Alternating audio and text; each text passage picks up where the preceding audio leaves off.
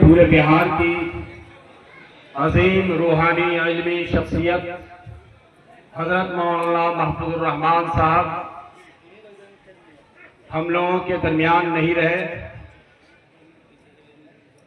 اس کا غم اور کرب اور بے چینی ہم اور آپ محسوس کر رہے ہیں۔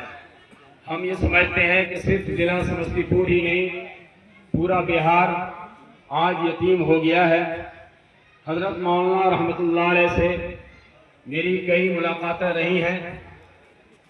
اسی مناسبت سے حضرت مولانا اختر امام عادل قاسمی صاحب محتمم جامعہ ربانی منورہ شریف نے مجھے حکم دیا ہے کہ 2-3 منٹ آپ چونکہ امارت شریعہ سے تشریف لائے ہیں، کچھ بات عرض کرنا ہے۔ تو میں یہ بتاؤں کہ حضرت رحمۃ اللہ علیہ انتہائی مخلص عالم ربانی، مہمان نواز اور روحانی شخصیت کے حامل تھے۔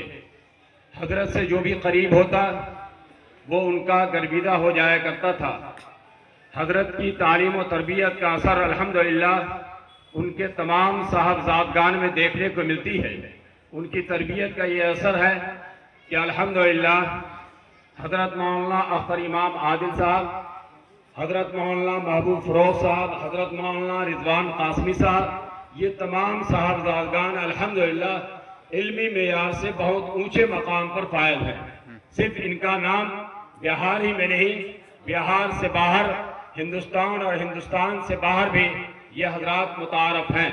اس موقع پر ہم امارت شریعہ کے ادنا خادم ہونے کے ناطے ہم آپ تمام حضرات سے یہ عرض کرنا چاہتے ہیں کہ حضرت کے جو چھوڑے گئے نقوش ہیں، اللہ تبارک ہم تمام لوگوں کو ان نقوش پر عمل کرنے کی توفیق مرحمت فرمائے۔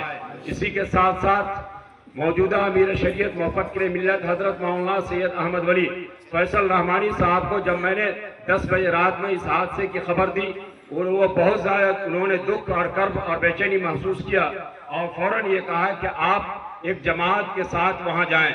چنانچہ امارت شریعہ کی جانب سے میرے ساتھ ساتھ مولانا ابوالکلام شمسی صاحب جو امارت شریعہ کے معاون ناظم ہیں، مولانا منہاج صاحب جو شعبہ مینجمنٹ سے تعلق رکھتے ہیں، اور مولانا رفیع احمد صاحب جو آپ ہی کے علاقے بردونی کے رہنے والے ہیں، امارت شریعہ میں شعبہ تولیہ سے تعلق رکھتے ہیں۔ یہ حضرات آئے ہوئے ہیں۔ ہم سب دعا کرتے ہیں کہ اللہ تبارک تعالیٰ مرحوم کی بال بال مغفرت فرمائے، اللہ تبارک تعالیٰ ان کے پسماندگان کو صبر جمیل کی توفیق مرحمت فرمائے۔ اب ہم بڑے ہی ادب و احترام کے ساتھ درخواست کرتے ہیں ان کے صاحبزادے محترم حضرت مولانا اختر امام عادل قاسمی صاحب محتمم جامعہ ربانی منورہ شریف سے کہ وہ بھی نصیحت فرمائیں۔